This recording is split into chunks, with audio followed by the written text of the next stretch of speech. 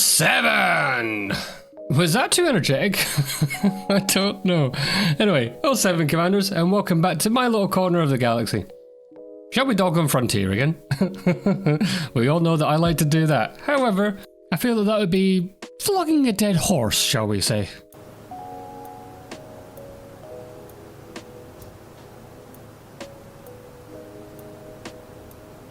I'm only joking. Today is actually going to be something different. See, I told you I can be balanced. Today, I'm going to focus on the good things that they've done for Odyssey.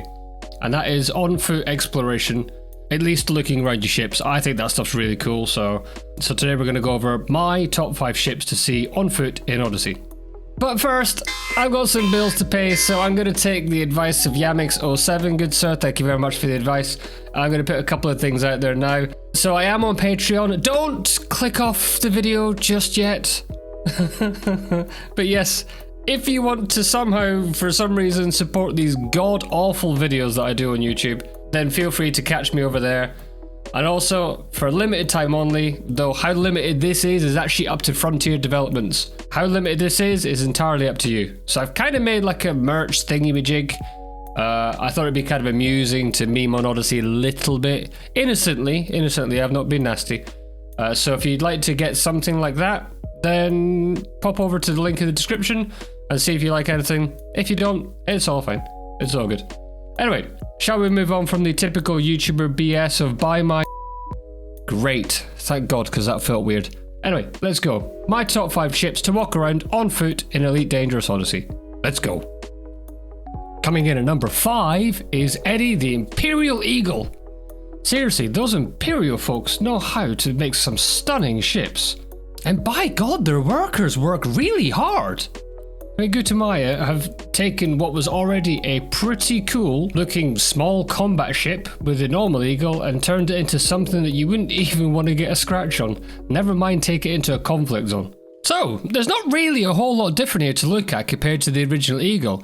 I mean, the original eagle's a decent looking ship anyway, so... But we do have the usual sort of white paint job, carbon thing going on, you know, the blocks at the ends of the wings, all looks really good, all looks really cool, very Gutamaya, very Imperial. I love it, it's cool. It's just the typical Gutamaya thing we've just become accustomed to. It's stunning. In at number 4 is Danny, the DBX. Don't worry, all these silly names for the ships that I'm doing, by the way, will become very, very clear when I do the ship personality video series that I've got planned. I'm still trying to work out in my head how that's going to work. However, yes, at some point I will be doing ship personality videos. If you haven't seen what the plan was before, it's basically, what if your ship had a personality? I'm going to try and play the role of the ship and obviously the commander, because I'm that talented I could do both. Hopefully it works. We'll see. Anyway, I digress. Again, as usual. Honestly, I don't know why I even bother writing scripts, because I don't stick to them half the time. I think the style of the DBX is awesome anyway, even before we came to Odyssey and got on foot. You know, other than the square looking canopy, that thing just annoys me. It's like they just tacked on a box to the front. It makes no sense. So, having the chance to walk around Danny on foot for the first time was awesome!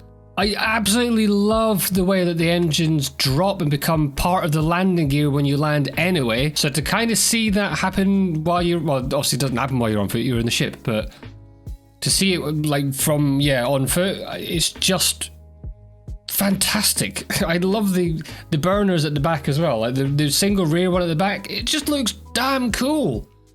I think it looks even better on foot. I mean, yes, it looks industrial, but I kind of think that works and kind of adds to its charm. The only thing I don't like is when the bloody game makes me land on my engines with this auto land. Thank you very much for that one, but yeah, there you go. That's number 4, Danny the DBX. And coming in at number 3, we have Claire, the Imperial Courier. Now I know you're thinking, God, Dave, you are great at naming ships. I know. It's a blessing and a curse. But what a stunning ship that she is, though. I mean, I just love the aerodynamic look of her. She looks like she's designed to just cut through air, which is hilarious in the vacuum of space. But still, it's true. But she's a stunning ship to walk around as well. From the pointy nose to the dual burners at the rear, the sweet little covers that cover them, I think it's just awesome. the ship is a class above all other small and, to be honest, even medium-sized ships in the game. To think that this little beauty is only just bigger than the Sidewinder, yet is multiple times more beautiful, is insane. Walking around this ship, in fact, any ship from Gutamaya, is just pure pleasure for your eyes.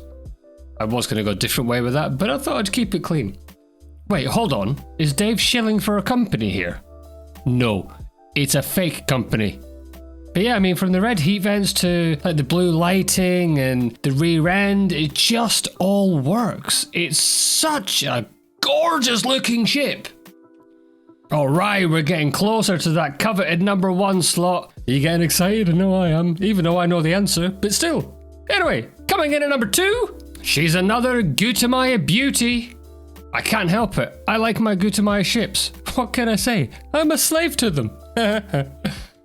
Please welcome to the stage the one, the only, Christina, the Imperial Clipper. I should maybe say these names a bit softer given they're females, I don't know. But either way, what can I say? The Empire employ the best slaves in the galaxy. It really was a toss-up between number 1 and number 2. There's a poo joke in there somewhere. But unfortunately, one of the ships had to take number 1, and it wasn't Christina. There was one point in the alpha, I saw a video on Commanders Will and Kate's channel, and I just saw the Clipper there. I just knew it would be a damn good ship to look at in Odyssey. And boy was I right. And I love being right. It makes me feel all warm and fuzzy inside. It's the level of detail that's gone into the ship that just makes it a damn fine ship to look at on foot. From like the marbled paintwork to the carbon fiber panels. It's not quite as brilliant white as it kind of looked in Horizons, I feel. It looks a bit more marbled when you got on foot, and I love that. I think it's brilliant. So it's just a level of beauty that's actually just within the ship anyway, that's what had her fighting for number 1. And on anyone else's video or in anyone else's mind, she could easily have taken it. And I wouldn't even be mad about it. I could understand it. However, the level of detail and craftsmanship that went into this next ship means that there is no other position it could have been, or even should have been, other than number 1. So let's get to it. In at number 1, we have, in my opinion, the overall best ship in the game. And it's not even made by Gutamaya. I know. So, coming in at the size of a football stadium while looking as elegant and as sexy as the woman in the red dress from The Matrix. Ladies and gentlemen, boys and girls, give it up for Andrew, the Anaconda. From the first time I saw my best mate fly this ship when I first started the game, I immediately fell in love with the look of it. Now, I will say that this is not my favourite ship to fly in the game. In fact, I would actually say he's one of my worst ones to fly in the game. But boy, does he look damn good doing it. And boy, am I happy that that translates to on foot as well, because boy is Andrew a monster to behold. Looking angry, yet elegant. Huge, yet not overwhelming like the cutter. A little rough around the edges, wouldn't want to take a mum to meet your mum, but pretty. And just a gorgeous sight to behold at exactly the same time. It is the perfect balance of performance and looks. Start to sound like how my wife describes me. And on foot, it's just majestic. I have many mixed feelings about the Anaconda, but looks are certainly not one of them. The level of detail on this ship is just above and beyond anything else in the game. And there are so many things going on with this ship, it's hard to keep up. From the fat rear end, to the flaps at the rear of the cockpit, to the undercarriage, just the detail. It has everything. It's all there. It's the complete package. FDev, you knocked it out of the park when you made this. There is not a single part of this ship that is stepped away from its styling at all, either on foot or in flight. It is just incredible. And for all the reasons and all the gushing, I think you can understand that that's why the Anaconda takes the top spot for me. Now, there are some honorary mentions, 3 in fact. The Cobra Mark III gets an honorary mention for its rear end. What can I say? I like a nice rear end. I mean, obviously the cutter gets a mention. It's the cutter. She has to get a mention. The cutter is here because the sheer size is just something to behold. However, for me, she didn't make the top 5 because the size kind of means that the beauty doesn't translate all that well to on foot. I mean, sure, in flight, she's a stunning ship, but on foot, it's just too much. It's too big. You can't take in the beauty of it. And last, but certainly not least, the last honorary mention goes to the ship that will give you the biggest Kleenex moments of your life. The most badass looking ship in the game. The ship that looks so badass it makes you want to punch yourself in the mouth. The Federal Corvette. God damn, this thing's a thing of beauty. So, if it's that good, Dave, why is it not on your list, I hear you ask? Well, the answer's kind of similar to the cutter. It's just too big. It loses its sense of self on the ground. It loses its funk. And that, for me, is why it doesn't make the list. Otherwise, trust me, I think we all know my feelings towards a Corvette by now. That thing would be number 1 all day long. And I'd be sitting here with an empty box of Kleenex and a full bin, but empty bags. Now, I know for some of you that will probably be the other way around. I mean, I get that. Usually, I'm your atypical male. I have a very big preoccupation with size. And I would have been right there with you. All the big ships would have been on there. The Conda, the Cutter, the Vet, the Beluga, probably even the Type 9 or the Type 10. But for some reason, even unbeknown to me, as I sit here typing this and now reading this back, they just aren't. Well, the Conda is, obviously. I mean, that's clear. But the others aren't. And I don't know why.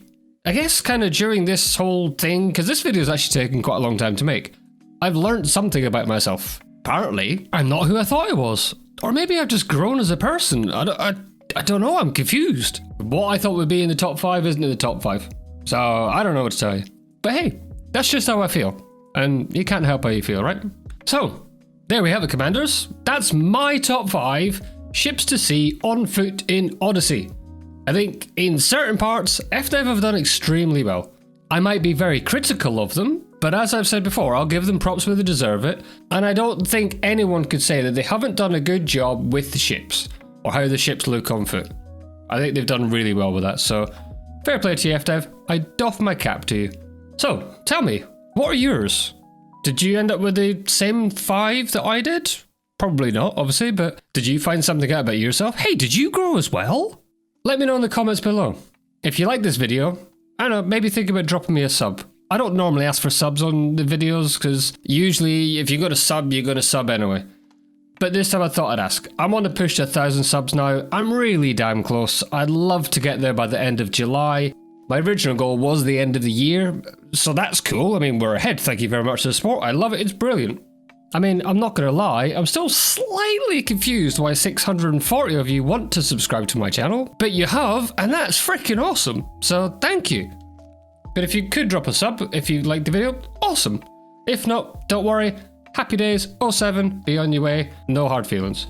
However, before I go, I am thinking about starting a podcast up, mainly focusing on Elite Dangerous and similar style games. So if that's something you find people would be interested in, then just let me know. And would you like it pre-recorded? Would you like it live streamed? Is there anyone you'd like to be on the podcast? Who would you like to see me cast with? And then I can go and ask them and they could tell me to sod off because I'm not big enough yet. But, you know, we can always try. Anyway, Commanders, I've been Just Dave. As always, reminding you fine people to stay elite and stay dangerous.